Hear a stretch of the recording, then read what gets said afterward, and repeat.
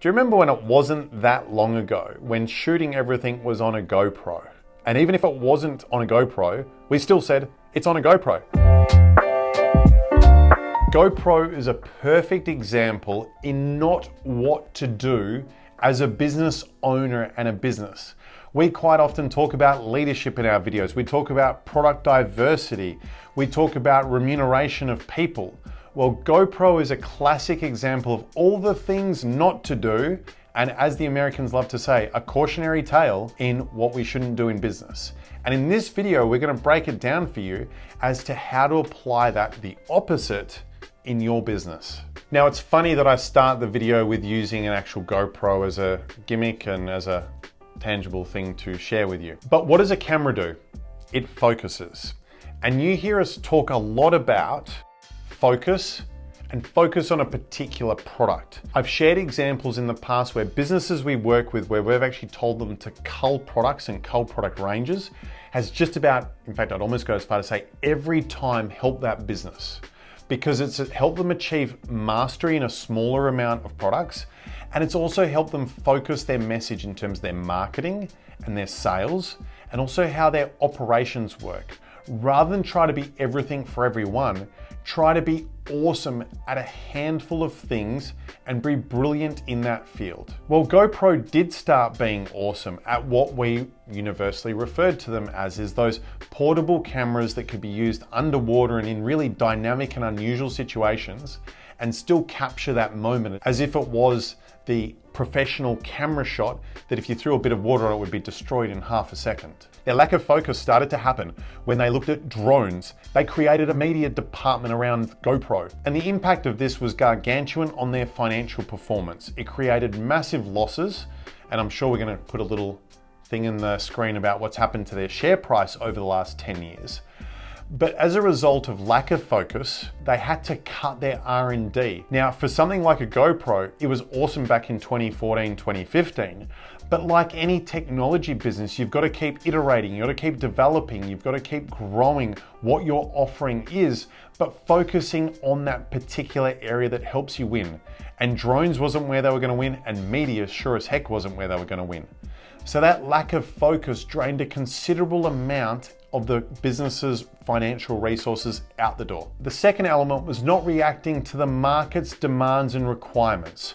Firstly, with the drones, there were just better options out there. That wasn't a game that they could win. They were starting at zero. With the GoPro, they were one step ahead of everyone else in the market. They were the ones that were dynamic. They were the market leaders. But in the drones, they were starting from 10 meters behind everyone in the 100-meter race. They also failed to overcome persistent issues with their existing GoPro product. Whether that was overheating of the product or poor audio, it doesn't really matter. Whatever your product is and what your core product is, if there's issues with it, you need to address them and rectify them, not just ignore them and hope that you can get other product offerings and hoping that those will pump up areas that aren't working as effectively as what you would like. Even if you look at their last product offering, it has a new battery setting.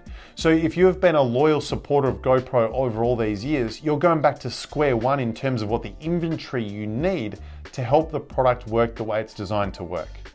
That is clearly a lack of focus, but it's also not listening to what the market wants and needs. And then lastly, an extreme example of owner's remuneration being far too high for what the business needs. In 2014, he took home a $235 million paycheck.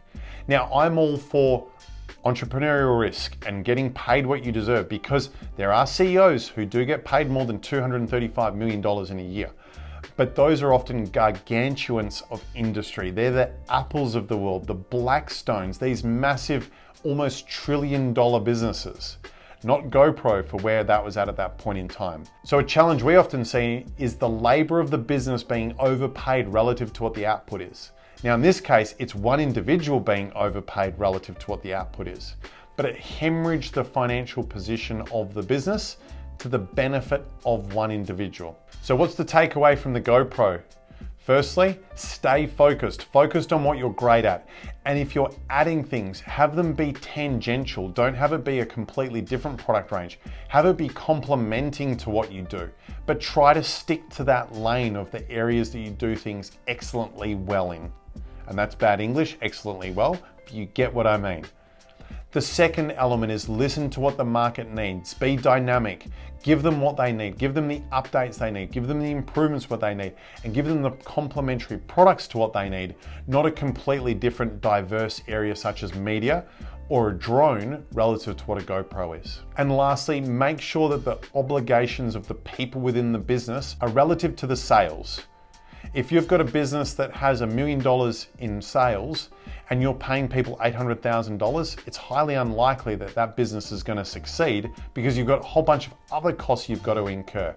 Remember, GoPro wasn't investing in R&D at the level it should have, and then it becomes a vicious cycle. Not enough R&D, the technology gets old, and all of a sudden there's a new GoPro out there, and we're not saying I'm using a GoPro, I'm using a whatever. But I'm losing my position in the market. So stay focused, listen to what the market says, and don't overpay your people.